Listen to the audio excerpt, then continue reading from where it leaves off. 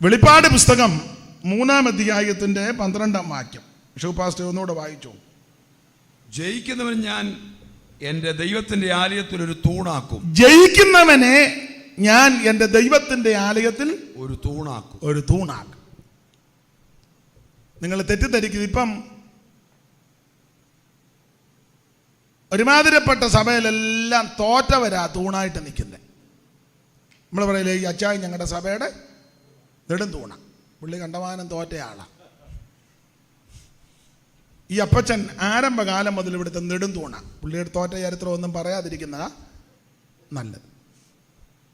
എന്നാൽ ഇവിടെ വായിക്കുന്നത് ജയിക്കുന്നവനെയാണ് ദൈവത്തിന്റെ ആലയത്തിലെ തൂണാക്കുന്നത്. അതുകൊണ്ട് ഇന്ന് രാത്രി എന്തിനെയൊക്കെ ജയിക്കണം, ശാന്തമായിട്ട് നമുക്ക് ചിന്തിക്കാം.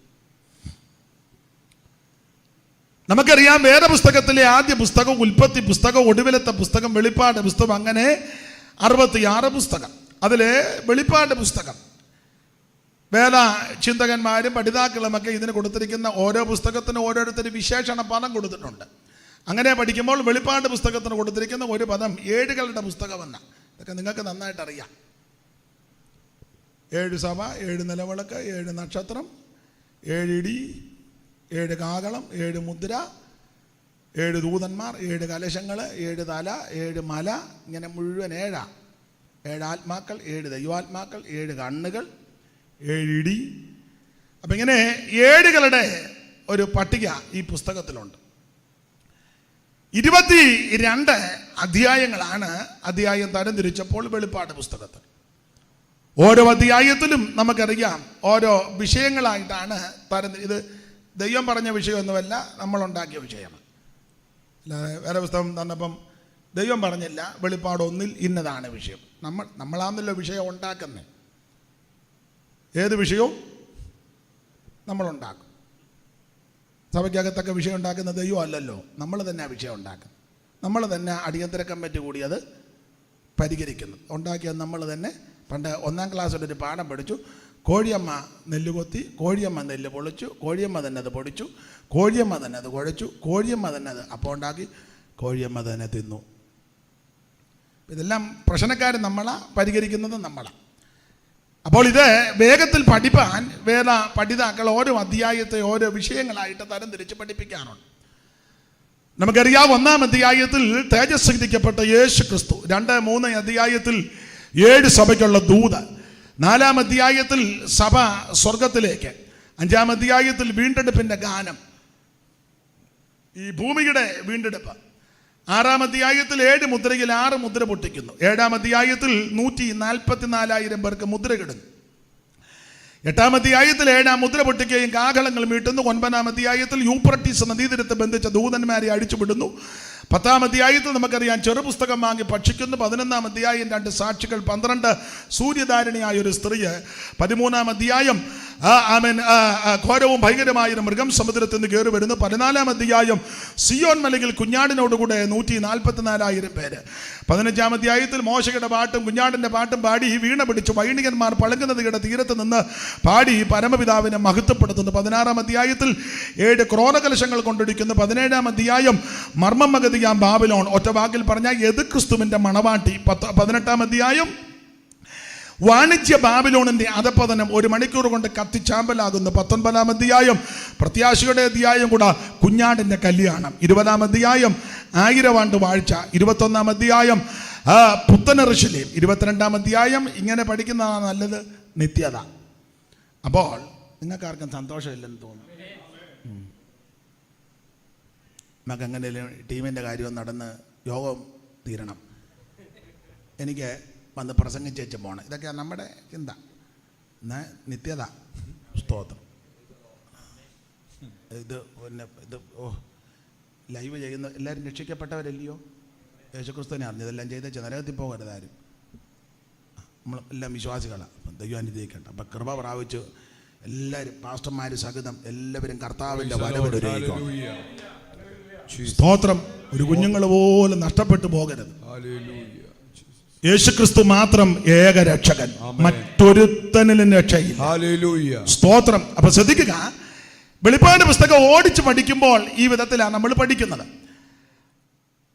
ചിലര് ഈ പുസ്തകം വായിക്കാറില്ല, വായിപ്പിക്കാറില്ല. ഇപ്പൊ പിന്നെ ചിലർ വായിക്കുന്നുണ്ട്. ഇത് വായിക്കുന്നവനും വായിച്ച് കേൾപ്പിക്കുന്നവനും ഒരുപോലെ ഭാഗ്യവാൻ. സ്തോത്രം, ഭാഗ്യവാന്മാരാ. മാത്രമല്ല ഇത് യേശു ക്രിസ്തുവിന്റെ വെളിപ്പാടാണ്. ചില ആൾക്കാര് ഈ കുൽസിത ചിന്തയുള്ളവർ പറഞ്ഞ യോഹന്നാൻ ഉണ്ടായ സ്വപ്നങ്ങളെല്ലാം കൂടെ അയാളെ പേടിച്ച് നാട് കടത്തി അങ്ങോട്ട് വെപ്രാളം കയറി അതുകൊണ്ടെല്ലാം പേക്കിനാവ് കണ്ടു. 7 തലയോ 10 തലയോ കൊമ്പോ എല്ലാം പേടിച്ചതാണ്ടെല്ലാം കണ്ടതെല്ലാം കൂടെ പേടിച്ച് കണ്ടതല്ല. ഇത് യേശു ക്രിസ്തുവിന്റെ വെളിപ്പാടാണ്. സ്തോത്രം. ഇത് വേഗത്തിൽ സംഭവിക്കാനുള്ള കാര്യങ്ങളാണ്. അത് 1-ാം അധ്യായത്തിൽ തേജസ്കരിക്കപ്പെട്ട യേശു ക്രിസ്തുവിനെ ദർശിക്കുക. നാടുകടത്തപ്പെട്ട യോഹന്നാൻ പത്മോസ് എന്ന ദ്വീപിൽ ഏകനായിട്ടിരിക്കുമ്പോൾ ആമൻ തൻ്റെ അടുക്കലേക്ക് സർവജ്ഞനായ ദൈവം ഇറങ്ങി വരിക, ദൈവ സാന്നിധ്യം വെളിപ്പെടുകയാണ്.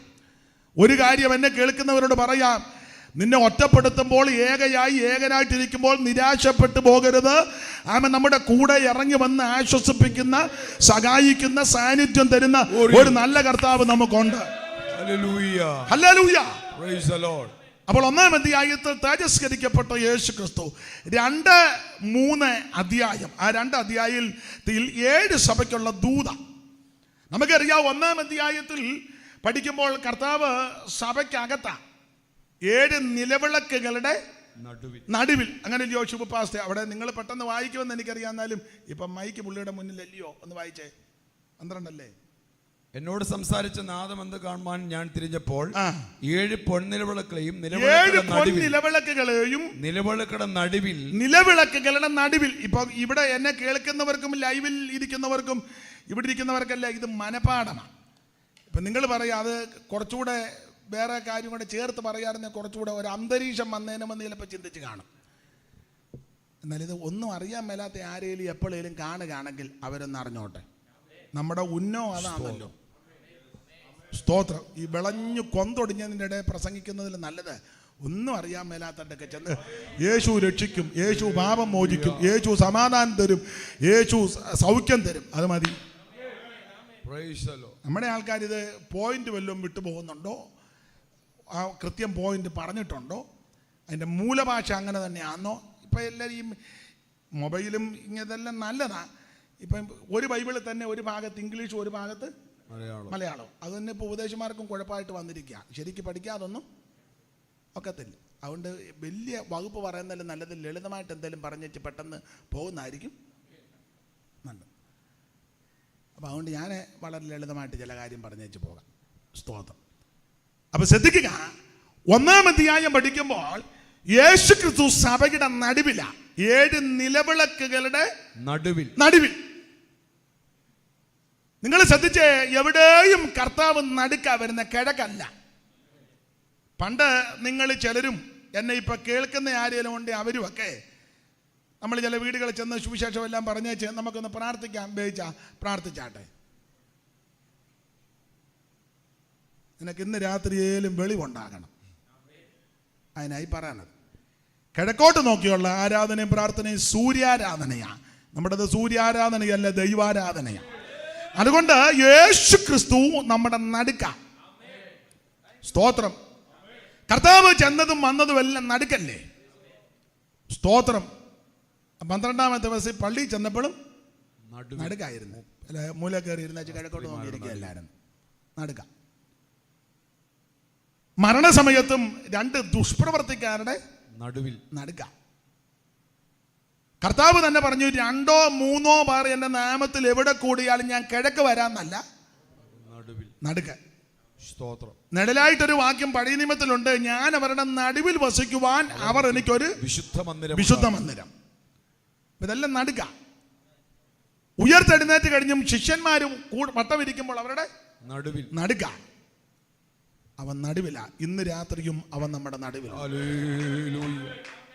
വാതിലടച്ചിരിക്കെ മധ്യത്തിലെ ശുവന്നാജ്ഞ നൽകി. വാതിലടച്ചിരിക്കെ മധ്യത്തിലെ ശുവന്നാജ്ഞ നൽകി.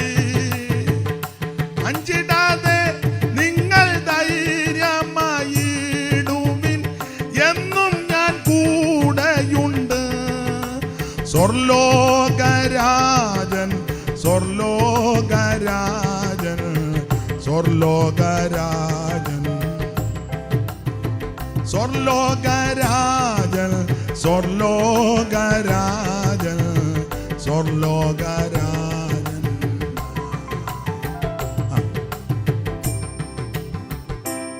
നമുക്ക് ഇന്നിപ്പോൾ ഈ 2 ശീല പാടാനേ ഒക്കുള്ളൂ, സമയം പോകുന്നത് കൊണ്ട്. എന്നതേ ഒക്കുള്ളൂ. അപ്പോൾ അവിടുന്ന് എവിടെ ചെന്നോ അവിടെ എല്ലാം നടുവിലുണ്ട്. ഈ രാത്രിയിലും അവിടുന്ന് നമ്മുടെ നടുവിലുണ്ട്. മാറത്ത് പൊൻകച്ച കെട്ടിയവനായി ചുട്ടുപടിപ്പിച്ച വെള്ളോട്ടിന് സദൃശമുള്ള പാനമുള്ളവനായി 7 നക്ഷത്രം വലങ്കിൽ പിടിച്ചവനായി 7 പൊൻ നിലവിളക്കണ നടുവിൽ നിലയങ്ക് ധരിച്ച് നടകൊള്ളുന്ന നസറായൻ ഇന്ന് രാത്രി നമ്മുടെ നടുവിലുണ്ട്. ഒരുപക്ഷെ വീട്ടിൽ അപ്പനും അമ്മയും മക്കളും കൂടി ഇരുന്നായിരിക്കും ഈ ശുശ്രൂഷ കാണുന്നത്. നിങ്ങളുടെ നടുവിൽ അവൻ വന്നിട്ടുണ്ട്. ഒരുപക്ഷെ നീ മറ്റൊരു സ്ഥലത്ത് എല്ലാവരുടെ ചേർന്നിരുന്നായിരിക്കും മതി. അവിടുത്തെ നാമത്തിലാണോ അവൻ അവിടുത്തെ നടുവിലുണ്ട്. അപ്പോൾ ഇന്ന് രാത്രി കർത്താവ് നമ്മുടെ നടുവിലുണ്ട്, നമ്മൾ അനുഭവിച്ചുകൊണ്ടിരിക്കുക. അപ്പോൾ 1-ാം അധ്യായത്തിൽ അങ്ങനെ പഠിക്കുമ്പോൾ സഭയുടെ നടുക്ക യേശു സഭയുടെ നടുവിലുണ്ട്. 7 സഭയാ നമുക്കറിയാം. Ephesus, Smyrna, Pergamos, Thyatira, Sardis, Philadelphia, Laodicea. 7 സഭ. അപ്പോൾ 7 നിലവിളക്ക്, 7 സഭ, 7 നക്ഷത്രം, 7 ദൂതന്മാർ. അതാ 1-ാം അധ്യായത്തിന്റെ ഒടുവിൽ തന്നെ വ്യാഖ്യാനവും കൊടുത്തിട്ടുണ്ട്. നമ്മൾ വ്യാഖ്യാനിക്കുകയും വേണ്ട. നമ്മളധികം വ്യാഖ്യാനിക്കാതിരിക്കുന്നതാ നല്ലത്. പരുവക്കേടാ. നമ്മുടെ വ്യാഖ്യാനമാ മഹോദരവത്തിന് മുമ്പ് സഭ പോവും. അപ്പം വേറൊരു കൂട്ടർ പറയുന്നു മഹോദരവത്തെ സഭ ഇവിടെ കാണും. അപ്പം വേറൊരു പുള്ളി എഴുന്നേറ്റു മഹോദരത്തിൻ്റെ പകുതി വരെ ഇവിടെ കാണും. അപ്പോൾ വേറൊരു കൂട്ടർ പറഞ്ഞു മഹോദരവും മുഴുവൻ ഇവിടെ സഭ കാണും. അപ്പം വേറൊരു കൂട്ടം വന്ന് മഹോദരം എന്ന് പറയുന്നതേ ഇല്ല. ഇന്നലെ എന്നോട് ഒരാൾ പറഞ്ഞു വെളിപ്പാട് 9 ഇപ്പം നടന്നുകൊണ്ടിരിക്കുകയാണ്. വെളിപ്പാട് 9. ഞാൻ പറഞ്ഞത് യൂപ്പറട്ടീസ് നദീരത്ത് ബന്ധിച്ച ദൂതൻ അതൊന്നും പറഞ്ഞ ഒക്കത്തിൽ 9 നടന്നുകൊണ്ടിരിക്കുക. ഞാൻ പറഞ്ഞു സാരമായ കുഴപ്പമുണ്ടെന്ന് പറഞ്ഞു. നമ്മളധികം വ്യാഖ്യാനിക്കാതിരിക്കുന്നതാ നല്ലത്. അപ്പം അത് പരുവക്കേടാന്ന് കണ്ടുകൊണ്ട് അവിടെ തന്നെ അതിൻ്റെ വ്യാഖ്യാനം കൊടുത്തിട്ടുണ്ട്. 7 നിലവിളക്ക്, 7 സഭ, 7 നക്ഷത്രം, 7 ദൂതന്മാർ. അപ്പോൾ 1-ാം അധ്യായത്തിൽ സഭയുടെ നടുക്ക് കർത്താവുണ്ട്. അവിടെ നിന്ന് രാത്രി നടുവിലുണ്ട്. സഭയുടെ ആരംഭ സമയം ആ 2-ാം അധ്യായത്തിന്റെ 1 പഠിക്കുമ്പോൾ എഫെസോസ് സഭയോട് ദൂത് പറയുമ്പോൾ 1-ാം അധ്യായത്തിന്റെ 13, 12, 13, 14 വാക്യം പഠിക്കുമ്പോൾ നടുവിലുണ്ട്, നിലവിളക്കുകളുടെ നടുവിൽ. എന്നാൽ കുറെ കാലം കഴിഞ്ഞപ്പോൾ, സമയം കഴിഞ്ഞപ്പോൾ 1-ാമത്തെ സഭ എഫെസോസ് സഭ, ആ സഭയെ പറ്റി ദൂത് പറയുമ്പോൾ നടുവിൽ വെറുതെ നിൽക്കുകയല്ല, നടുവിൽ കൂടെ നടക്കുക. ആ 2-ന്റെ 1 വായിച്ച ശുഭ പാസ്റ്ററെ. എഫെസോസിലെ സഭയുടെ ദൂതൻ എഴുതുക, 7 നക്ഷത്രം വലങ്കൈ പിടിച്ചുകൊണ്ട്, 7 നക്ഷത്രം വലങ്കയിൽ പിടിച്ചുകൊണ്ട് പൊൻനിലവിളക്കുകളുടെ നടുവിൽ നടക്കുന്നവൻ അരുളി ചെയ്യുന്നത്, 7 പൊൻനിലവിളക്കുകളുടെ നടുവിൽ നടക്കുന്നവൻ എന്ന് പറഞ്ഞാൽ ആശയം ഇത്രയേ ഉള്ളൂ എനിക്ക് പറയാൻ. 1-ാം അധ്യായത്തിൽ സഭയുടെ നടുവിൽ അവൻ അവിടുന്ന് ഉണ്ട്. എന്നാൽ 2-ാം അധ്യായത്തിന്റെ 1-ാമത്തെ വാക്യത്തിൽ എഫെസോസ് പ്രാരംഭ സഭയോട് ദൂത് പറയുമ്പോൾ അവൻ നടുവിൽ വെറുതെ നിൽക്കുകയല്ല, അവിടുന്ന് നടുവിൽ കൂടെ നടക്കുക എന്ന് പറഞ്ഞാൽ മനസ്സിലാകുന്ന ഭാഷ പറഞ്ഞാൽ ഞാനും നിങ്ങളും ആരാധിക്കുന്ന യേശു ക്രിസ്തു ജീവനുള്ള ദൈവമാണ്. സ്തോത്രം. ഞാനും നിങ്ങളും ആരാധിക്കുന്ന യേശു ക്രിസ്തു ജീവനുള്ള ദൈവമാണ് എന്ന് പറഞ്ഞാൽ ബിൽഡിങ്ങിന്റെ മണ്ടയ്ക്കോ റോഡിന്റെ മുക്കിനോ ഓരോ 3 കൂടുന്ന കവലയ്ക്ക് എന്തുവാ സ്റ്റാച്ചു എന്നല്ലേ ഒരു ഇംഗ്ലീഷ് ഇരിക്കട്ടെ, കുഴിക്കാലേ വന്നതല്ലേ. പറ ഷായി തെറ്റിയോ? പുള്ളി എന്നെ ഇടയ്ക്ക് ഞാൻ ഡൗട്ട് വരുമ്പോൾ ചോദിക്കും എങ്ങനെയാണ് പുള്ളി അത് കൃത്യം. അതുകൊണ്ട് എനിക്ക് ചിലയിടത്ത് രക്ഷപ്പെടാൻ ഒത്തിട്ടുണ്ട്. ഇനിയും പറഞ്ഞു തരണം. ഒരു ഇംഗ്ലീഷ് ഇരിക്കട്ടെ. എന്നാ നിങ്ങളുടെ ടീമിൻ്റെ ഒരു ഇംഗ്ലീഷ് പേരല്ലേ എന്തുവാ? മേഴ്സി. അങ്ങനെ മേഴ്സി തന്നെ ആര്? അപ്പം ഞാനും ഒരു ഇംഗ്ലീഷ് പറയാം, സ്റ്റാച്ചു. നിങ്ങൾ മേഴ്സി അല്ലേ? സ്റ്റാച്ചു ഇരിക്കാൻ. അപ്പൊ ശ്രദ്ധിക്കുക, 1-ാം അധ്യായത്തിൽ സഭയുടെ നടുക്ക് നിൽപ്പുണ്ട്. എന്നാൽ 2-ാം അധ്യായത്തിന്റെ പ്രാരംഭ വാക്യത്തിൽ വരുമ്പോൾ ആദ്യ സഭയാകുന്ന ആ സ്ഥലത്തെ ആദ്യത്തെ സഭയുടെ പേര് എഫെസോസ്. ആ സഭയുടെ നടുക്ക് വെറുതെ നിൽക്കുക, ഒരു സ്റ്റാച്ചു അല്ല, അവിടെ നടുവിൽ കൂടെ നടക്കുക. ഇന്ന് രാത്രി അവൻ നടുവിൽ കൂടെ നടന്നുകൊണ്ടിരിക്കുക. ഉൾപ്പൂവകളെ നിലവുകളെ ആരായുന്നുണ്ട്. നിന്റെ ചിന്തനങ്ങളും ഭാവങ്ങളും നന്നായിട്ട് വിവേചിക്കുന്നുണ്ട്. ഹൃദയത്തിലെ നിരൂപണം അറിഞ്ഞുകൊണ്ടിരിക്കുക. ഈ രാത്രിയും അവിടുന്ന് നമ്മുടെ നടുവിൽ നടകൊള്ളുന്നവനാ. എന്ന് പറഞ്ഞാൽ ഞാനും നിങ്ങളും ആരാധിക്കുന്ന യേശു ക്രിസ്തു ഒരു പ്രതിമയല്ലെന്ന്. ഒരു പ്രതിമയെയും വണങ്ങരുത്. സ്തംഭമാകട്ടെ, സ്തൂപമാകട്ടെ, വിഗ്രഹമാകട്ടെ, ഒരു ബിംബമാകട്ടെ, വണങ്ങരുത്, ഉണ്ടാക്കരുത്, നമസ്കരിക്കരുത്. പിന്നെ എങ്ങനെയാടാ പള്ളിയിൽ ഇതെല്ലാം വന്നേ? ഒന്നും പാടില്ല. ഈ രീതിയിൽ ആ പെന്തിക്കോസ് പോകുന്നെങ്കിൽ ഇനിയും പെന്തിക്കോസിലെ ഓരോരുടെ ബിംബവും മിക്കവാറും ഹോളിൽ കൊണ്ട് പ്രതിഷ്ഠിക്കാൻ സാധ്യത ഞാൻ കാണുന്നു. അപ്പച്ചനാണ് ഈ സഭ തുടങ്ങിയത്. അതുകൊണ്ട് അപ്പച്ചൻ്റെ അപ്പച്ചൻ്റെ ഫോട്ടോ നിന്റെ വീട്ടിൽ വെച്ചോണം. സഭാകോളി പാറ്റുകയല്ല. ഒരു രൂപം പോലും പാടില്ല. നിങ്ങൾ രൂപമൊന്നും കണ്ടിട്ടില്ലല്ലോ, അങ്ങനല്ലേ ചോദിച്ചത്? ഒരു രൂപം കണ്ടിട്ടില്ലല്ലോ. ദൈവത്തെ ആരും ഒരു നാളും ഒരു രൂപമാകട്ടെ, സദൃശമാകട്ടെ, സ്തംഭമാകട്ടെ, ബിംബമാകട്ടെ, ഒന്നും പാടില്ല. ഞാൻ നിങ്ങളും ആരാധിക്കുന്ന യേശു ക്രിസ്തു ജീവനുള്ള ദൈവമാണ്. ഇന്ന് രാത്രി അവൻ നമ്മുടെ നടുവിൽ കൂടെ അവിടുന്ന് നടക്കുക. Praise the Lord. ഞാൻ വിവരിക്കുന്നില്ല, സമയത്തെ ഭയപ്പെടുന്നത് കൊണ്ടാണ്. അപ്പൊ ശ്രദ്ധിക്കുക, 1-ാം അധ്യായത്തിൽ സഭയുടെ നടുക്കുണ്ട്. 2-ാം അധ്യായത്തിൽ വന്നപ്പോൾ വെറും സ്റ്റാച്ചുവായിട്ട് നിൽക്കല്ല, നടുവിൽ കൂടെ നടക്കുക. ഇനി ഇടയ്ക്കത്തെ സഭയുടെ ചരിത്രം പറയാനൊക്കത്തില്ല, നേരമില്ലാത്തതുകൊണ്ടാണ്. ഒടുവിലത്തെ സഭാ ചരിത്രം പഠിക്കുമ്പം നടുക്കുമില്ല, നടുവിലുമില്ല, അവിടുന്ന് വെളിയില്ല. 5-6 സഭയായപ്പോൾ ഇവർ കമ്മിറ്റിയും കൗൺസിലും കൂടി യേശുവിനെ പുറത്താക്കിയെന്ന് ഞാൻ പറയത്തില്ല, യേശു അങ്ങ് പുറത്തായി. നമ്മളെ പുറത്താക്കുന്നതിലും നല്ലത് അതാ.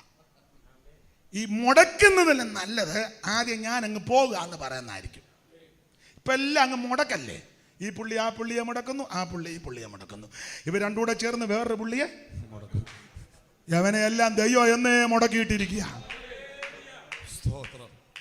ഞാൻ പറയുന്ന കാര്യം നിങ്ങൾക്ക് മനസ്സിലാകുന്നുണ്ടോ?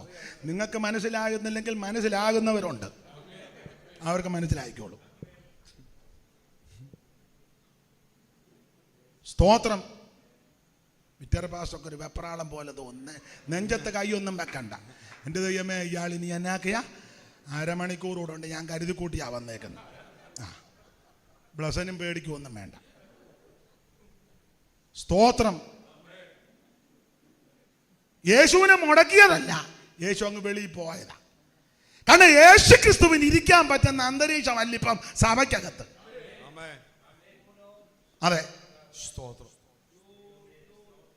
മിക്ക സഭയിലും അവിടുന്ന് വസിക്കുവാനും അവിടുത്തെ സാന്നിധ്യം അനുഭവിക്കുവാൻ പറ്റുന്നില്ല. കാരണം സഭയ്ക്കകത്ത് പലതും വേറെ പ്രശ്നങ്ങളാണ്. അതുകൊണ്ട് യേശു വെളിയില്ല. പിന്നെ ഈ അകത്ത് കുറേ പേരുണ്ട്, നിങ്ങളെ യേശുവിന് ഇഷ്ടമാണ്.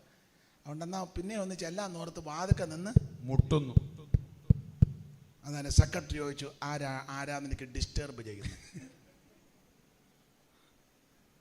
ബ്രദർ പോയി നോക്കിയാട്ട്. സെക്രട്ടറി പാസ്റ്ററുടെ ചേർന്നായിരിക്കുന്നത്. യേശു വെളിയില്ല. പ്രഷാർ ഇപ്പറ ഇരിക്കുക, യേശു വെളിയില്ല. പാസ്റ്റർക്ക് ശ്വാസം പോലും വിടാൻ മേല. നിങ്ങൾ രണ്ടുപേരെ ഇങ്ങനെ സൂക്ഷിച്ച് നോക്കുന്നേ.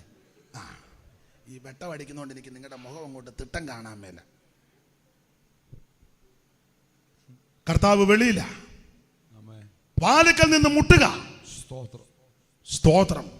എന്നെ കേൾക്കുന്ന പ്രിയരെ, ഇവിടെ പേരും പ്രശസ്തിയും സ്ഥാനവും മാനവും ഒന്നുമില്ലെങ്കിലും അവിടുത്തെ സാന്നിധ്യം നമ്മുടെ നടുവിലുണ്ടായിരിക്കണം. അവിടുന്ന് പുറത്തു പോകരുത്. അവിടുത്തെ സാന്നിധ്യം അനുഭവിച്ചുകൊണ്ട് വേണം ദൈവത്തെ ആരാധിക്കാൻ. ദൈവത്തിന്റെ മകത്ത് ഞാൻ ആ ഭാഗം അങ്ങനെ അങ്ങ് വിടുക. നമ്മൾ വായിച്ചത് ഫിലദെൽഫിയ സഭയോടുള്ള ബന്ധത്തിലുള്ള ദൂത. ഞാൻ മറ്റു ഭാഗത്തേക്കൊന്നും പോകുന്നില്ല. അതിന്റെ 12-ാമത്തെ വാക്യത്തിൽ പറയുക, ജയിക്കുന്നവനെ ഞാൻ എൻ്റെ ദൈവത്തിന്റെ ആലയത്തിൽ ഒരു തൂണാക്കും. വെളിപ്പാട് പുസ്തകത്തിന്റെ ക്ലാസ് എടുത്തപ്പം കുരുളേച്ചൻ എന്നെ പഠിപ്പിച്ച ചില ഭാഗങ്ങളുണ്ട്. അതുകൂടെ ചേർത്താ ഞാൻ പറയുന്നത്. ഈ ഓരോ സഭയ്ക്കും കർത്താവ് ദൂത് അറിയിക്കുമ്പോൾ നിങ്ങൾക്ക് ആ ഭാഗം അറിയാം. സഭയോട് പൊതുവായ ചില തത്വങ്ങൾ അറിയിക്കാനുണ്ട്. പൊതുവായ തത്വം. അതിൽ ഒന്നാമത്തെ പൊതുവായ തത്വം, കർത്താവ് സഭയ്ക്ക് തന്നെ ഒന്ന് പരിചയപ്പെടുത്തും. 2, അഭിനന്ദിക്കാൻ വല്ല കാര്യം ഉണ്ടെങ്കിൽ അഭിനന്ദനം അറിയിക്കും. 3, ആക്ഷേപിക്കേണ്ട വല്ല വിഷയവും ഉണ്ടെങ്കിൽ സൂക്ഷ്മം ആക്ഷേപിക്കും. സ്തോത്രം. 4, പ്രബോധിപ്പിക്കേണ്ട വല്ല വിഷയവും ഉണ്ടെങ്കിൽ പ്രബോധിപ്പിക്കും. 5, നല്ല മുന്നറിയിപ്പ് ഉണ്ടെങ്കിൽ അത് അറിയിക്കും. സ്തോത്രം. 6, നല്ലതുപോലെ സഭയെ വിവേചിക്കും. സ്തോത്രം. 7, എന്തേലും പ്രതിഫലം ഉണ്ടെങ്കിൽ അതുകൂടെ പറയും. ഇന്നതുണ്ടെന്ന്. അപ്പം കമ്പിവാചകം പോലെ അത് പറഞ്ഞേച്ചാൽ എന്നിനെയൊക്കെയാ ജയിക്കുന്നത് എല്ലാം ഇന്ന് ചടികടാന്നായിരിക്കും.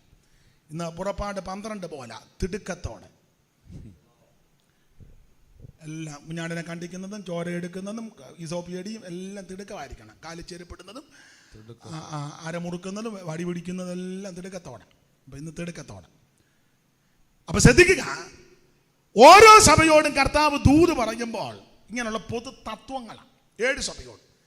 അതിലൊന്ന്, കർത്താവ് സഭയ്ക്ക് തന്നെ ഒന്ന് പരിചയപ്പെടുത്തി കൊടുക്കും.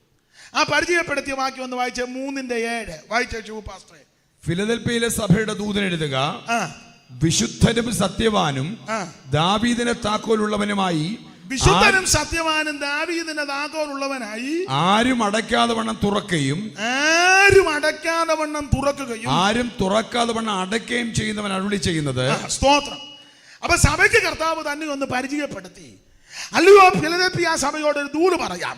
നിങ്ങളോട് അരുളപ്പാട് പറയുന്ന, ആലോചന പറയുന്ന, സംസാരിക്കുന്ന ഞാൻ ആരാന്ന് ചോദിച്ചാൽ ഞാൻ വിശുദ്ധനാ. വിശുദ്ധനും സത്യവാനും. ഞാൻ വിശുദ്ധന. മാത്രമല്ല ഞാൻ സത്യവാനാ. വിശുദ്ധിയും സത്യവും ഉള്ളവനെ അവിടുന്ന് വേറെ ആർക്കും സത്യമില്ല. ഞാൻ എന്നെയും പ്രതിയാക്കുക. നമ്മൾ ഇന്ന് തന്നെ എത്ര കള്ളം പറഞ്ഞു, പിന്നല്ലേ ഇന്നലത്തെ. സ്തോത്രം. ഇവിടെ ആരും പൂർണ്ണ വിശുദ്ധരല്ല. പൂർണ്ണ വിശുദ്ധരായ പിന്നെ ഇവിടെ ഒക്കത്തില്ല, നേരെ അങ്ങ് എടുക്കും. ചെല്ല പറയണ്ടു, അയ്യോ പുള്ളി പൂർണ്ണ വിശുദ്ധനാ. ചുമ്മാ പറയുന്നത്, വെറുതെ പറയുന്നത്. ഇവിടെ ആരും പൂർണ്ണ വിശുദ്ധരല്ല. എന്നാൽ വിശുദ്ധിയുള്ള പൂർണ്ണ വിശുദ്ധനായ ഒരുവനേ ഉള്ളൂ, നസറയനാകുന്ന യേശുക്രിസ്തു. ഊനമില്ലാത്തവൻ, പാപമില്ലാത്തവൻ, പാപം ചെയ്യാത്തവൻ, പാപമേശാത്തവൻ, പാപം അറിയാത്തവൻ, പാപം തീണ്ടാത്തവൻ, പാപം ചെയ്യാത്ത പരമവിശുദ്ധനാണ് ക്രിസ്തു. വിശുദ്ധനും സത്യവാനുമായവനാ. ദാവീദിന്റെ താക്കോലുള്ളവൻ. ദാവീദിന്റെ താക്കോലുള്ളവനുമായി ആരും അടയ്ക്കാതെ വണ്ണം തുറക്കുകയും ആരും തുറക്കാതെ എന്ന് പറഞ്ഞാൽ സഭയോട് ദൂര് പറയുക.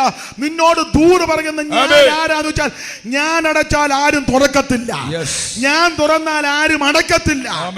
ദൈവമക്കളോടുള്ള ദൂര് പറയുക. നിനക്ക് വിരോധമായിട്ട് ഏതെങ്കിലും വാതിൽ തുറന്നാൽ നീ പതറണ്ട, ദൈവം അത് അടച്ചോളും. നിനക്ക് അനുകൂലമായിട്ട് ആരേലും വാതിൽ തുറക്കുമ്പോൾ അത് അടയ്ക്കാൻ ആരേലും വന്നാൽ ദൈവം അത് നിയന്ത്രിച്ചോളും. ആരും അടയ്ക്കാതെ വണ്ണം തുറക്കുകയും ആരും തുറക്കാതെ വണ്ണം അടയ്ക്കുകയും ചെയ്യുന്ന സർവജ്ഞനായ ഒരു ദൈവത്തെയാണ് ഞാൻ നിങ്ങളും ആരാധിക്കുന്നത്.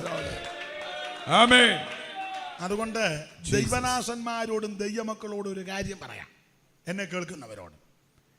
നിനക്ക് വിരോധമായി അല്ല നമുക്ക് വിരോധമായി ആരെന്തോ കുൽസിത പ്രവർത്തനം നടത്തിയാലും മൈൻഡ് ചെയ്യരുത്.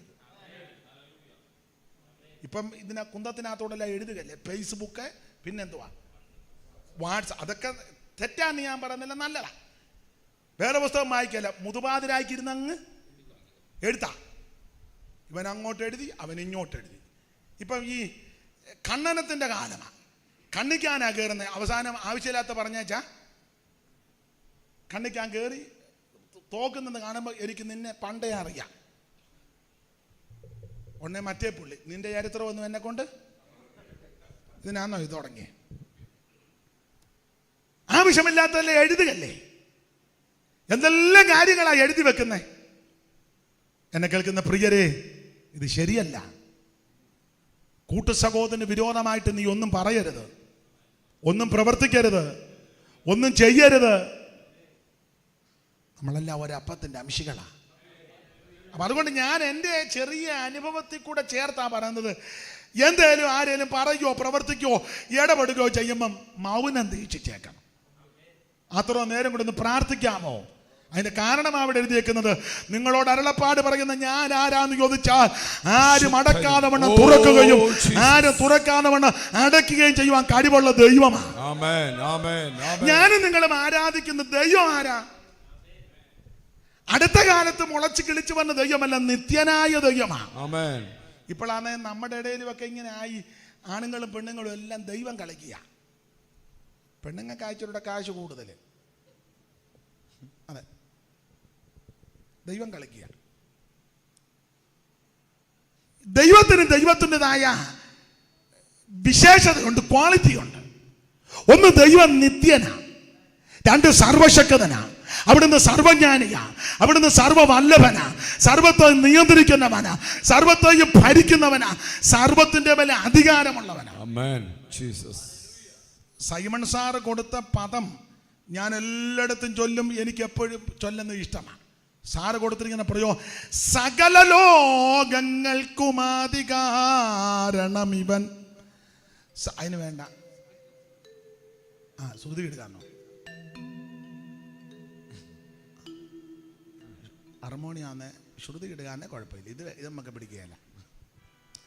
അതാ, സകല ലോകങ്ങൾക്കും അധികാരണം ഇവൻ, സകല ഭൂതങ്ങൾക്കും ആകാരപ്രദനിവൻ, സകല ദേവവൃന്ദ വാന്തിത പദാംബുജൻ, സകല നിഷ്കലത്വം പേറുന്ന പെരിയവൻ, ആഗമകാരന്മാരിലാതമൻ, മോചസും സർവാഗമ പൊരുളാഗമി പരാജഗതിക്ക് ഏലെന്നോരപ്രിയമാം നാമമോദിയത് മൂലവസ്തുവാനാഥൻ ഉപദേശിച്ചിതല്ലോ.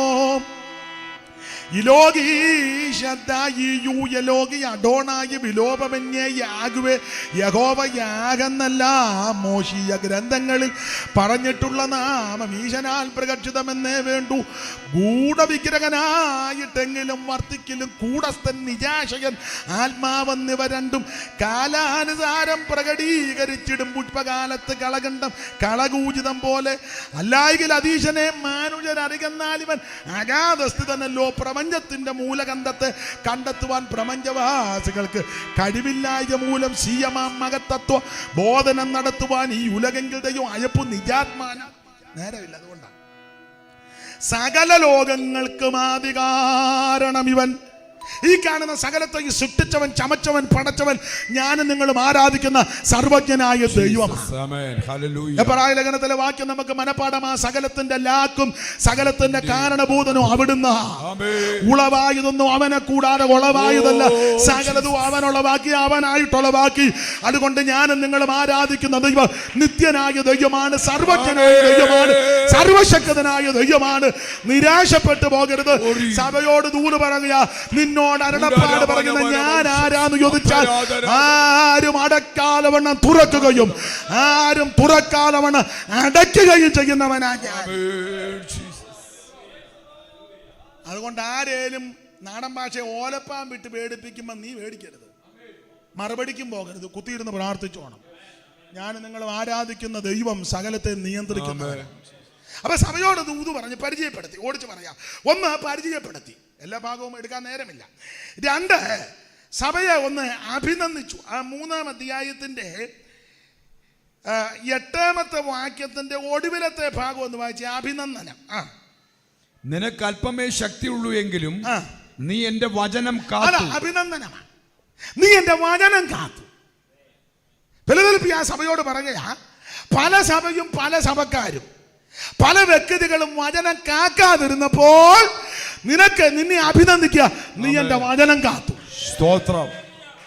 എന്റെ കൂട്ടുവേലക്കാരോട് ഞാൻ പറയാ, വചനത്തെ നാം കാത്താൽ നമ്മെ ദൈവം കാക്കും. ആമേൻ ജീസസ്. ഉപദേശത്തിനൊന്നും അയവ് വരുത്തരുത്. നമ്മൾ ബന്ധിക്കോസാ. ആ, കമ്മലും മാലയിട്ടൊരു അമ്മാമ വന്ന്, അമ്മാമ ഇച്ചിരി കനമുള്ള അമ്മാമയാ, കനത്തിൽ തന്നെ ഇരുന്നോട്ടെ, നമ്മൾ ഒന്നും പറഞ്ഞില്ലല്ലോ. പെന്തിക്കോസിന്റെ ഒരു ഉപദേശ ശൈലിയുണ്ട്. ആമേൻ. ആ, അത് കനമുള്ളവനൊക്കെ ഒരു ഭാഷ കൊണ്ടത് പറയുന്നത് മോശമാ, എന്നാലും കുഴിക്കാലെ പറയാതിരിക്കാനൊക്കത്തില്ല. സായിപ്പിനെ കാണുമ്പം ആ, നിങ്ങൾക്കറിയാം, നിങ്ങൾ ഡാഷ് പൂരിപ്പിച്ചോ, ചുമ്മാ ഇരിക്കല്ലേ.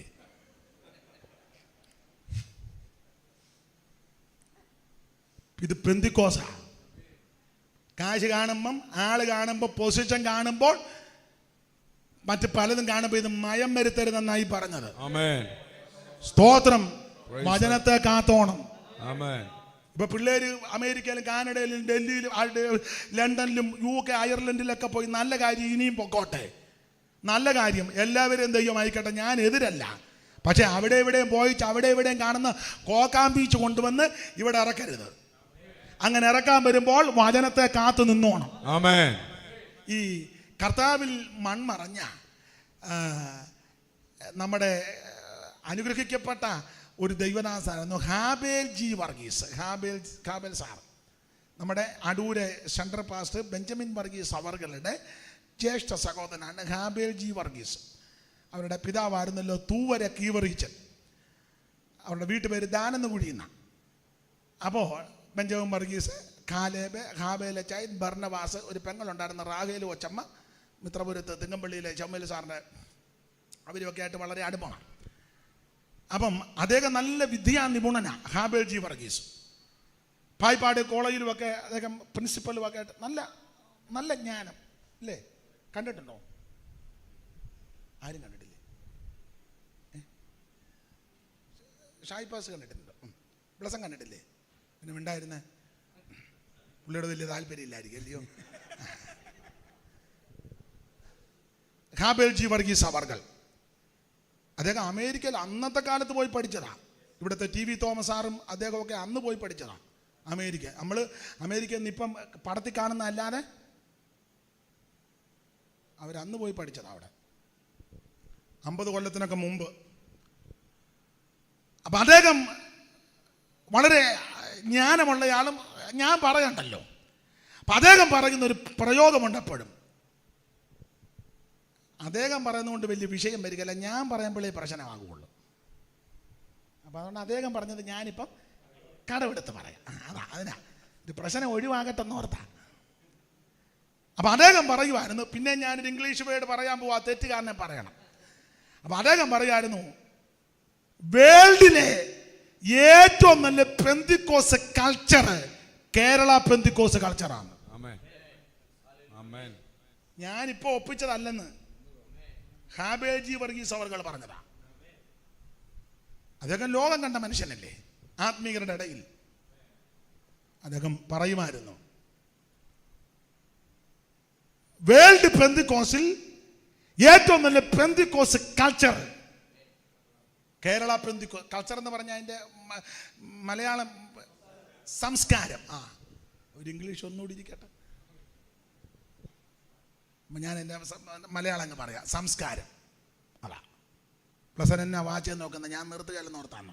കൃത്യം 9 നിർത്തും. കൂടെ നോക്കി കണ്ണ് മഞ്ഞളിക്കണ്ട. എനിക്ക് സുബോധമുള്ളതുകൊണ്ടല്ലേ ഞാൻ കൃത്യസമയത്ത് ഇവിടെ തന്നെ വന്നത്. ഞാൻ കൃത്യം 9 നിർത്തും. അപ്പൊ ശ്രദ്ധിച്ചേ, എന്നെ കേൾക്കുന്ന അഭിഷിക്തന്മാരോടും ദൈവ കുഞ്ഞുങ്ങളോടും പറയാം, നീ വചനത്തെ കാത്തോണം. എന്റെ കൂട്ടുവേലക്കാരോട് പറയാം, സഭയിൽ കാശുള്ള അച്ചായന്മാര് കാണും, കഴിവുള്ള അച്ചായന്മാര് കാണും, അമേരിക്കക്കാരി അമ്മാമ്മ കാണും, ലണ്ടൻകാരൻ അച്ചായൻ കാണും, സഭയ്ക്ക് സ്ഥലം തന്ന ഉപ്പാപ്പൻ കാണും, കൊച്ചപ്പൻ കാണും. അതൊക്കെ നല്ലത്. സഭയ്ക്ക് ഫാനും മേടിച്ചിട്ട് കാണും. പക്ഷേ ആമേൻ, അതൊന്നും കണ്ട് വചനത്തെ കോട്ടി മാറ്റരുത്. വചനത്തെ കാത്തോണം. നിങ്ങൾ വചനത്തെ കാത്താൽ നിങ്ങളെ ദൈവം കാക്കും. ആമേൻ. എന്റെ കൂട്ടുവേലക്കാരോടും ദൈവ കുഞ്ഞുങ്ങളോട് പറയാ, നീ വചനത്തെ കാത്താൽ ദൈവം നിന്നെ കാക്കും. ഹല്ലേലൂയ. നിന്റെ ആവശ്യങ്ങൾ നടത്താൻ ദൈവം വിശ്വസ്തനാ. സ്തോത്രം. ഓ, ഇനി കോവിഡാ, എപ്പോഴാ വീട്ടിൽ തന്നെ ചെല്ലാൻ പറ്റുമോന്നൊന്നും. അതുകൊണ്ട് കൃത്യം കാര്യം പറഞ്ഞോണം. ഒരുത്തനെ നോക്കരുത്. സ്തോത്രം. ഒരു കുഞ്ഞുങ്ങൾ യേശു വരാറായി. സ്തോത്രം. കാഹളം തൊലിക്കാറായി. തിരുസഭ എടുക്കപ്പെടാറായി. ഒരല്പസമയം കൂടെ ഉള്ളൂ. ഡമ്പോടുവാണിടും ധനാഢ്യ സാധുക്കളായോരും ഡമ്പോടുവാണിടും ധനാഢ്യർ സാധുക്കളായോരും എല്ലാരും അന്ത്യ ഒരുപോലെ ലോക എല്ലാരും അന്ത്യ ഒരുപോലെ ലോക ഇല്ലാതെ വെടിഞ്ഞിടും. നീ അതു മറക്കാതെ ആനന്ദമേറും നിൻ ജീവകാലം മറയും നിഴൽ പോലെ. നീ അതു മറക്കാതെ. അപ്പൊ ശ്രദ്ധിക്കുക, ഞാൻ എല്ലാ ഭാഗവും എടുക്കുന്നില്ല. അപ്പോ സഭയെ അഭിനന്ദിക്കുക. അല്ലയോ സഭയെ, ഒരു കാര്യം പറയാം. നിന്നോട് ദൂത് പറയുന്ന സംസാരിക്കുന്ന ഞാൻ നിന്നെ അഭിനന്ദിക്കാനൊരു കാരണമുണ്ട്. നീ എന്റെ വചനത്തെ കാത്തു. സ്തോത്രം. പ്രായമുള്ളവരോട് യൗവനക്കാരോടും ദൈവദാസന്മാരോടും ദൈവ കുഞ്ഞുങ്ങളോട് പറയാ, വചനത്തെ കാത്തോണം. ഈ എനിക്ക് ആദിമ പിതാക്കന്മാരെ ഒന്നും അറിയത്തില്ല, ഞാൻ കണ്ടിട്ടില്ല. പെന്തിക്കോസിലെ ഒന്നാം തലമുറയോ ഒന്നും ഞാൻ കണ്ടിട്ടില്ല. പന്തളമത്തായിച്ചനെ ഞാൻ കണ്ടിട്ടില്ല. ഈ മുമ്പ് പറഞ്ഞ ഹാബേൽജി വർഗീസിന്റെ പിതാവ് തൂവര കീവറിയച്ചൻ ഞാൻ കണ്ടിട്ടില്ല. പരുത്തിപ്പാറ ഉമ്മച്ചൻ, ആ ഏരിയയിലുള്ള അറ്റമുടി ഉമ്മച്ചൻ, പരുത്തിപ്പാറ ഉമ്മച്ചൻ വരെ ഞാൻ കണ്ടിട്ടില്ല. ബഹുമാനപ്പെട്ട കെ എബ്രഹാം സാറപ്പച്ചനെ ഞാൻ കണ്ടിട്ടില്ല. സി കെ ദാനിയൽ അവർകളെ കണ്ടിട്ടില്ല. അപ്പോൾ ഒന്നാം തലമുറയിൽ പെന്തിക്കോസിൽ കേരളത്തിലെ പെന്തിക്കോസുകാരെ ഞാൻ, എന്നാൽ രണ്ടാം തലമുറക്കാരെ പലരെയും കണ്ടിട്ടുണ്ട്. പലരുമായിട്ട് ഇപ്പോഴും ജീവിച്ചിരിക്കുന്നവർ പലരുമായിട്ട് നല്ല ആത്മീക ബന്ധമുണ്ട്. അപ്പൊ ഈ രണ്ടാം തലമുറക്കാർ പറഞ്ഞുള്ള അറിവും ഒന്നാം തലമുറക്കാരുടെ അനുഭവവും രണ്ടാം തലമുറയിൽപ്പെട്ട ചിലരുടെ ജീവിതവും ഒക്കെ കണ്ട് അവര് ഈ വചനം കാക്കാൻ ഒത്തിരി വില കൊടുത്തതാണ്. ആമേൻ ജീസസ്. അതെ, കല്യാണ പന്തലിൽ നിന്ന് എഴുന്നേപ്പിച്ച് വിട്ടിട്ടുണ്ട് ചിലരെ. അന്നൊക്കെ ഇലയാന്നല്ലോ, ഇല ഇട്ട് ഇല കഴിക്കാൻ പറ്റുന്ന ഇല വലിച്ചു, പാട്ട കൊട്ടി കളിയാക്കി, ചാണകവെള്ളം ഒത്തിരി. ഞാൻ ഒന്ന് രണ്ട് സൂചന തന്നേ ഉള്ളൂ. അവരെല്ലാം പക്ഷെ വചനം കാത്തു. ആമേൻ ജീസസ്. അവരൊക്കെ വചനം കാത്തത് കൊണ്ടാ രണ്ടാം തലമുറ മൂന്നാം തലമുറ ഇപ്പോഴത്തെ കൊച്ചുമക്കളും കൊച്ചു കൊച്ചു കൊച്ചു മക്കളുമൊക്കെ ഇങ്ങനെ പെരുവരിലെ നടക്കുന്നത്. അല്ല, നിന്റെ ഗുണം കൊണ്ടൊന്നും അല്ല. സ്തോത്രം. നിന്റെ ഗുണം ഇപ്പം മൈക്ക് കൂടെ പറയാതിരിക്കുന്നതാ നല്ലത്. അതെ, വചനം കാക്കുന്നവന് ദൈവം കാക്കും. അവന്റെ സന്തതിയെ ദൈവം കാക്കും. അവന്റെ കുടുംബത്തെ ദൈവം കാക്കും. ഇനി അല്പസമയമേ ഉള്ളൂ. എന്നെ കേൾക്കുന്ന പ്രിയരെ, വചനത്തെ കാത്ത് വിശ്വസ്തയോടെ നിന്നാൽ നിനക്ക് നിന്റെ കുടുംബത്തിനും അനുഗ്രഹമാണ്. ഞാൻ ദീർഘമാക്കുന്നില്ല. അപ്പോൾ ഒന്ന്, പരിചയപ്പെടുത്തി. രണ്ട്, അഭിനന്ദനം.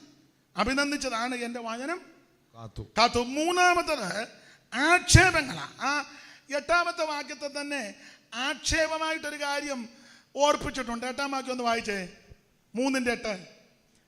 ഞാൻ നിന്റെ പ്രവൃത്തി അറിയുന്നു. ഞാൻ നിന്റെ പ്രവൃത്തി അറിയുന്നു. ഇതാ ഞാൻ നിന്റെ മുമ്പിൽ ഒരു വാതിൽ തുറന്നു വെച്ചിരിക്കുന്നു. ഇതാ ഞാൻ നിന്റെ മുമ്പിൽ ഒരു വാതിൽ തുറന്നു വെച്ചിരിക്കുന്നു. അതാർക്കും അടച്ചുകൂടാ. നിനക്ക് അല്പമേ ശക്തിയുള്ളൂ എങ്കിലും. ചെറിയൊരു ആക്ഷേപം. നിനക്കിപ്പം അല്പമേ ശക്തിയുള്ളൂ. അതൊരാക്ഷേപമായിട്ടാണ്. അല്പമേ ശക്തിയുള്ളൂ. നിന്റെ ഇരിപ്പ് കണ്ടാൽ വലിയ കുതിര ശക്തി പോലൊക്കെയാ ഇരിപ്പ്. ഞായറാഴ്ച വന്ന് പാസ്വേഡ് ഇപ്പറേ വന്ന് ഇരിപ്പ് കണ്ടാൽ കുതിര ശക്തി പോല, പക്ഷേ ഒരു ശക്തി നീ അഭിഷേകം പോലും പ്രാപിച്ചല്ല. ഇല്ല ഇല്ല, പ്രാപിച്ചിട്ടില്ല.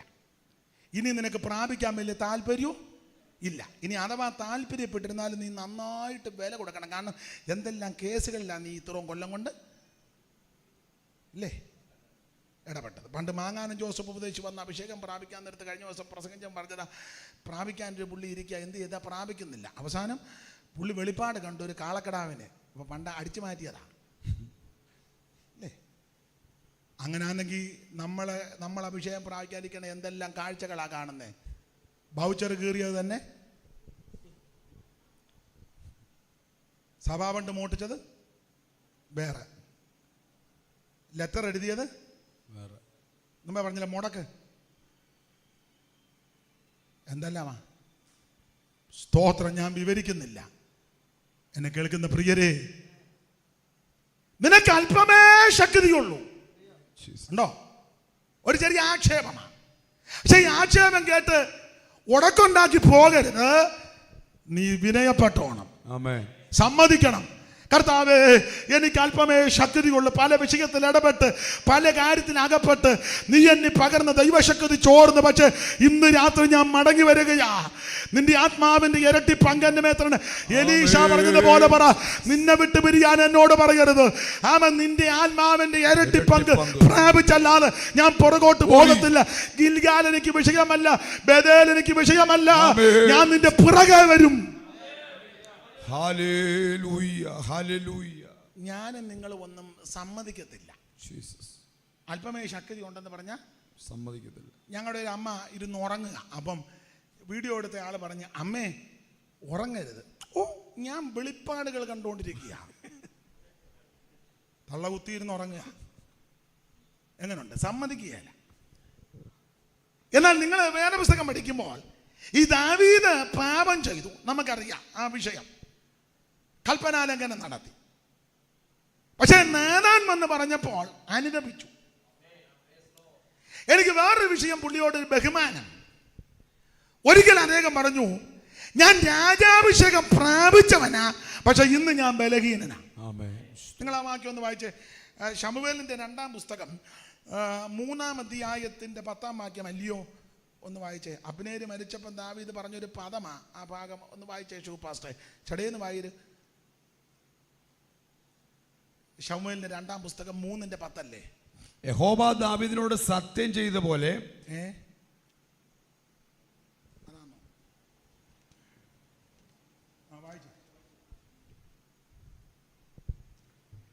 വായിച്ചോ. ഞാൻ രാജാഭിഷേകം പ്രാപിച്ചവൻ എങ്കിലും ഇന്ന് ഞാൻ ബലഹീന. ആ 3-ാം അധ്യായത്തിന്റെ അതിന്റെ 38-39 വാക്യം ഒന്ന് വായിച്ചേ.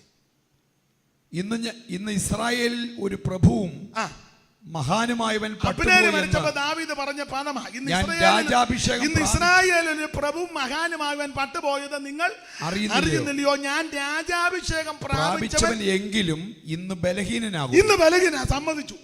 ഞാൻ രാജാഭിഷേകം പ്രാപിച്ചവനാ, പക്ഷെ ഇന്ന് ഞാൻ സമ്മതിക്കണം.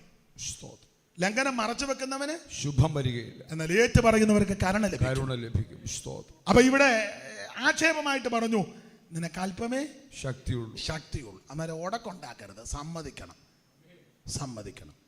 അത് സമ്മതിച്ച് അനുദപിച്ചാൽ ദൈവശക്തിയാൽ വീണ്ടും ദൈവം. ഞാനിനി ബാക്കി ഭാഗം അത് പരിചയപ്പെടുത്തലും അഭിനന്ദനവും ആക്ഷേപവും ഇനി പ്രബോധനവും മുന്നറിയിപ്പും വിവേചനവും പ്രതിഫലവും പറയേണ്ടതാ. അതിന് സമയമെടുക്കുന്നില്ല, ഇനി ഒരല്പസമയമുണ്ട്. അതുകൊണ്ട് നമ്മൾ ആ കുറുവാക്യം ജയിക്കുന്ന വിഷയമാണല്ലോ. ജയിക്കുന്നവനെ ഞാൻ എൻ്റെ ദൈവത്തിൻ്റെ ആലയത്തിൽ തൂണാക്കും. എന്തിനെയൊക്കെ ജയിക്കണം? 7 സഭയോടുള്ള ബന്ധത്തിൽ 7 കൂട്ടം കാര്യം ജയിക്കണം. 1, കള്ളയപ്പോസ്തലന്മാരെ കണ്ടുപിടിച്ച് ജയിക്കണം. 2-ാം അധ്യായത്തിന്റെ 2-3 വാക്യം വായിച്ചേ പെട്ടെന്ന്. ഞാൻ നിന്റെ പ്രവൃത്തിയും പ്രയത്നവും സഹിഷ്ണുതയും കൊള്ളരാത്തവരെ നിനക്ക് സഹിച്ചുകൂടാത്തതും അപ്പോസ്തലന്മാരല്ലാതിരിക്കെ അപ്പോസ്തലന്മാരല്ലാതിരിക്കെ തങ്ങൾ അപ്പോസ്തലന്മാരെന്ന് പറയുന്നവരെ നീ പരീക്ഷിച്ച് കള്ളന്മാരെന്ന് അപ്പോൾ എന്തിനെയൊക്കെ ജയിക്കണം? ഒന്ന്, കള്ളയപ്പോസ്തലന്മാരെ കണ്ടുപിടിച്ച് ജയിക്കണം. സ്തോത്രം. എല്ലാവരും ഒന്നും അപ്പോസ്തലനല്ല. ഒരിടയ്ക്ക് ഇപ്പൊ പിന്നെ കൺവെൻഷൻ ഒന്നും അധികം നടത്താത്തതുകൊണ്ട് ഒരിടയ്ക്ക് നോട്ടീസ് മുഴുവൻ അങ്ങ് അപ്പോസ്തലന്മാരാ. അപ്പോസ്തോലൻ പുസ്തകക്രമം പോലും അറിയാൻ മേല അപ്പോസ്തലൻ. 66 പുസ്തകം ഒന്ന് അപ്പോസ്തലൻ പറയാൻ പറഞ്ഞ അടുത്ത ആഴ്ച പറയാന്ന് പറയും. അതാണ് അപ്പോസ്തലൻ. കള്ളയപ്പോസ്തലന്മാരെ കണ്ടുപിടിക്കണം. അപ്പോസ്തലന്റെ ലക്ഷണമുണ്ട്, അടയാളങ്ങളാലും അത്ഭുതങ്ങളാലും വെളിപ്പെടുക. അപ്പോസ്തലൻ ഉപദേശപരമായ വിഷയത്തിൽ ഗ്രാഹ്യമുള്ള ആളായിരിക്കണം. വാക്യങ്ങൾ എടുപ്പിക്കുന്നില്ല. അപ്പോസ്തലൻ സഭയിൽ അഭിപ്രായ വ്യത്യാസം വന്നാൽ 2 കഷണമാക്കുകയല്ല. നിങ്ങൾ എത്ര കുടുംബമുണ്ട്? ഞങ്ങൾ 12 കുടുംബം. ഒരു കാര്യം ചെയ്യും, തങ്കച്ചാൻ്റെ വീട്ടിലോട്ട് 4 മണിക്ക് തുടങ്ങി ആരാധന, ഞാൻ 3:30 ആകുമ്പോൾ വന്ന് ഉദ്ഘാടനം ചെയ്യും. നിങ്ങൾ എത്ര പേരുണ്ട്? ഞങ്ങൾ 18 വീട്ടുകാരുണ്ട്. പഴയതാ, നിങ്ങൾ ഇവിടെ തന്നെ ഇരുന്നാൽ മതി, ഞാൻ രാവിലെ വരും. 2 കഷണമാക്കുകയല്ല അപ്പോസ്തലൻ. പ്രശ്നങ്ങൾ പറഞ്ഞ് പരിഹരിച്ച് സഭയെ ഒന്നാക്കണം. ആമേൻ. അനാപ്പോസ്തലിക ശുശ്രൂഷ. ആദിമസഭ യവനായ സ്ത്രീകളും എബ്രായ സ്ത്രീകളും പ്രശ്നമുണ്ടാക്കിയപ്പോൾ പ്രശ്നം രൂക്ഷമായി അപ്പോസ്തലന്റെ അടുക്ക് വന്നു. എൻ്റെ ശൈലി പറയുക, പെണ്ണുങ്ങൾ കമ്മിറ്റി കൂടി ബില്ല് പാസ്സാക്കി. അങ്ങനെ പെണ്ണുങ്ങൾ കമ്മിറ്റി കയറുന്ന പെണ്ണുങ്ങളുണ്ട്. ചില സഭയിലൊക്കെ പെണ്ണുങ്ങളാണ് നിയന്ത്രിക്കുന്നത്. അങ്ങനെയുള്ള പെണ്ണുങ്ങളും നിങ്ങൾ എന്നെ ഇങ്ങനെ സൂക്ഷിച്ചു നോക്കുന്നു. സാക്ഷി പറയുമ്പോൾ അമ്മാമ്മയാണ് ഒടുവി സാക്ഷി പറയുന്നത്. ഒടുവി പ്രാർത്ഥിക്കുന്ന അമ്മാമ്മമാരും അതൊക്കെ മെനക്കേട് കേസാണ്. അതൊന്നും ഇരിക്കുന്നിടത്ത് എരിയാകുകയല്ല.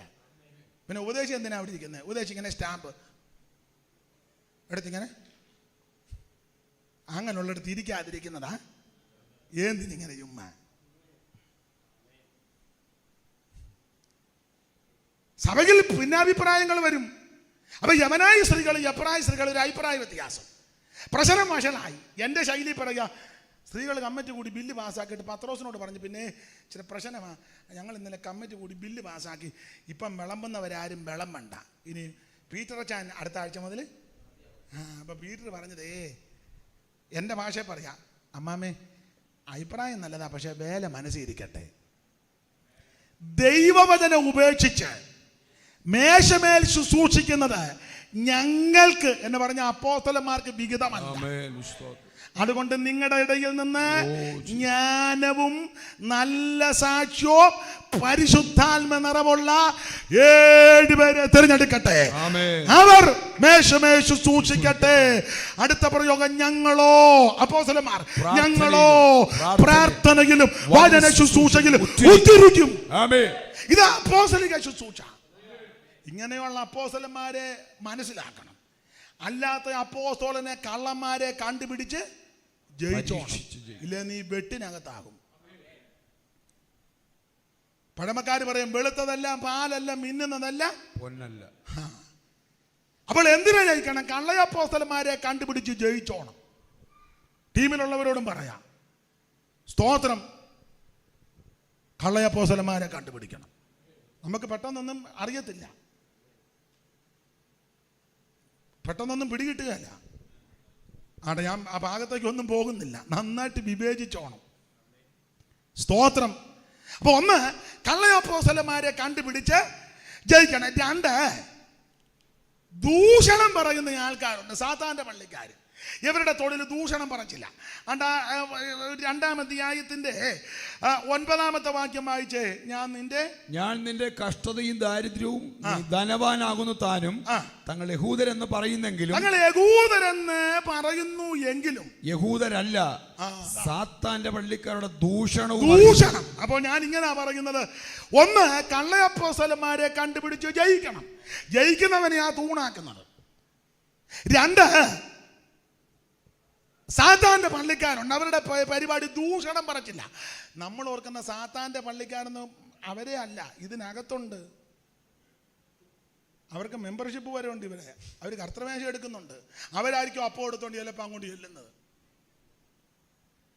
ചില സഭയിലൊക്കെ അങ്ങനെ, ചില അപ്പത്തിന് അവരെ പ്രാർത്ഥിക്കാവൂ. സങ്കീർത്തനം പുള്ളിക്ക് മാത്രം കൊടുക്കാവുള്ളൂ. ഏത് സഭായത്തിനും പുള്ളിക്ക് ഒരു 10 മിനിറ്റ് തമ്പുരാൻ പറഞ്ഞ എല്ലാവരും ഇപ്പം വീട്ടിൽ ഇരുന്നാൽ മതി, ഇനി സഭയിലോട്ട്. പിടിവാശിക്കാരുണ്ടേ. ചിലക്ക് ആശീർവാദം അവർ തന്നെ ആയിരിക്കണം, വേറെ ആർക്കും. പണ്ട് ഞങ്ങൾ ഒരു യോഗത്തിന് പോയപ്പോൾ ആശീർവാദം ഒരാൾക്ക് കൊടുക്കാനിരുന്നപ്പോൾ അതിലും സീനിയർ ഒരാൾ വന്നപ്പോൾ പുള്ളിക്ക് അങ്ങ് കൊടുത്തു. അത് ന്യായം. മറ്റേ പുള്ളിക്ക് ഇഷ്ടപ്പെട്ടില്ല. നടന്ന കാര്യമാണ്. ഞാൻ അന്നുണ്ട് യോഗത്തിന്. സാധാരണ പുള്ളി ആശീർവാദം പറയുന്നത്, അതായത് പാരമ്പര്യമായിട്ട് പുള്ളി ചാകുന്നത് വരെ പുള്ളി തന്നെ ആശീർവാദ ഉപദേശി. അപ്പം അന്ന് എതിർച്ചയാ. അദ്ദേഹത്തിലും സീനിയറായ ഒരു ദൈവദാസൻ വന്നു. അപ്പോൾ ആ നടത്തിപ്പുകാരൻ ഉപദേശി അദ്ദേഹത്തിന് കൊടുത്തു. അതൊരു ന്യായമല്ലേ? അത് ഈ ആശീർവാദക്കാരന് ഇഷ്ടപ്പെട്ടില്ല. അപ്പം ഈ പുള്ളി പിതാവായ ദൈവത്തിൻ്റെ സ്നേഹം, ഏകജാന പുത്രൻ്റെ കൃപ, പരിശുദ്ധാത്മാവിൻ്റെ കൂട്ടായ്മ, സംസർഗം നമ്മോട് പ്രാർത്ഥിച്ച വിഷയത്തോടും ശുശ്രൂഷിച്ചവരോടും സകല വിശുദ്ധന്മാരോടും കൂടെ ഉണ്ടായിരിക്കുമാറാകട്ടെ. പറഞ്ഞങ്ങോട്ട് നിർത്തിയപ്പോൾ മറ്റേ പുള്ളി നമ്മുടെ കർത്താവാകുന്ന യേശു ക്രിസ്തു മുഖാന്തരം അങ്ങനോട് പറഞ്ഞതുപോലുമല്ല. കണ്ടോ ഓരോരോ മെനകേടുകൾ. അത് മിക്ക സ്ഥലങ്ങളിലും ഉണ്ട്. നിങ്ങൾ വല്ലവരും ഇങ്ങനത്തെ കണ്ടിട്ടുണ്ട്? ഞാനിപ്പം ഉണ്ടല്ലയോ? എവിടാ? ഞാൻ കോട്ടയം സൈഡിലാണ് കണ്ടേ, ബാംഗ്ലൂർ. അപ്പം ആരും പെട്ടെന്ന് അങ്ങോട്ട് ചെല്ലുകയല്ലോ. മെനകേടുകൾ ഒത്തിരി ഉണ്ട്. സ്തോത്രം. അപ്പൊ ശ്രദ്ധിക്കേണ്ട കാര്യം, ഒന്ന്, കള്ളയപ്പോസ്തലന്മാരെ കണ്ടുപിടിച്ച് ജയിക്കണം. രണ്ട്, സാത്താന്റെ പള്ളിക്കാർ അവരുടെ പരിപാടി ദൂഷണം പറച്ചില്ല. അഭിഷിക്തന്മാർക്കെതിരെ ദൂഷണം പറയും, കൂട്ടുവിശ്വാസിക്കെതിരെ ദൂഷണം പറയും. ഒരു സംഘടനയിലാ നിൽക്കുന്നത്, അങ്ങോട്ടും ഇങ്ങോട്ടും ചെളിവാരി അറിയാം. അവര് സാത്താന്റെ പള്ളിക്കാരാ.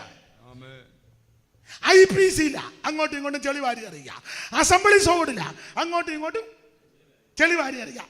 ഷാരോനില്ല, പക്ഷെ അങ്ങോട്ടും ഇങ്ങോട്ടും ചെളിവാരി. ചർച്ച കോടില്ല, അങ്ങോട്ടും ഇങ്ങോട്ടും.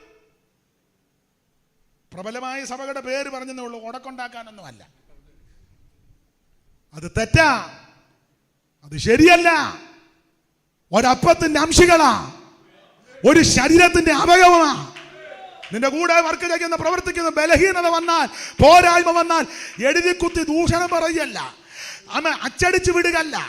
അമ്മ ഇപ്പോൾ ഞാൻ ലൈവിലുണ്ട്, ഞാനിപ്പോൾ ലൈവിൽ വരും. പോടാ, അവൻ ലൈവ് വരുമെന്ന്. അവൻ ലൈവ് വന്നാൽ എന്നെ ആകാശം ഇടിഞ്ഞു വീഴുവോ? ഞാനിപ്പോ ലൈവിൽ അല്ല, ഞാൻ വാനിൽ വരുന്നെന്ന് ഇവൻ പറയുന്നില്ലല്ലോ. കുറച്ച് കഴിഞ്ഞാൽ അതുകൂടെ പറയാം, ഞാൻ വാനിൽ വരും. അപ്പോഴേ മനസ്സിലായി അവൻ മറ്റവനാന്ന്. എന്നെ കേൾക്കുന്ന സഹോദരി സഹോദരന്മാരെ, ദൈവസ്നേഹത്തിൽ പറയാം, അങ്ങോട്ടും ഇങ്ങോട്ടും ചെളിവാരി എറിയരുത്. കൂട്ടുവേലക്കാർക്ക് ദോഷമൊപ്പിക്കരുത്. നീ ആക്ഷേപങ്ങൾ എഴുതരുത്, അപമാനം പറയരുത്. ഒരു ബലഹീനത വന്നാൽ ആത്മീകരാകുന്ന നിങ്ങൾ സൗമ്യതയുടെ ആത്മാവിൽ അവനെ നേടണം. ഇതാണ് നമ്മുടെ പ്രമാണം. ദൂഷണം പറയരുത്. ഇങ്ങനെ ദൂഷണം പറയുമ്പോൾ അതിനെ ജയിക്കണം. KN ജോണച്ചായൻ പണ്ട് മുളക്കുട സഭയിൽ എൻ്റെ ഒരു സഹോദരനുമായിട്ട് സഭായുത്തിന് ചെന്നപ്പോൾ അടിസ്ഥാന വേദോപദേശം പറഞ്ഞുകൊണ്ടിരുന്നപ്പോൾ ഒടുവിലത്തെ കാര്യം പറയാൻ, പ്രാർത്ഥന എന്ന വിഷയം പറയാൻ അങ്ങോട്ട് വാക്യം വായിപ്പിച്ചു. അപ്പോൾ നിർത്തി. അതാരാ വെളി വർത്താനം പറയാനേ?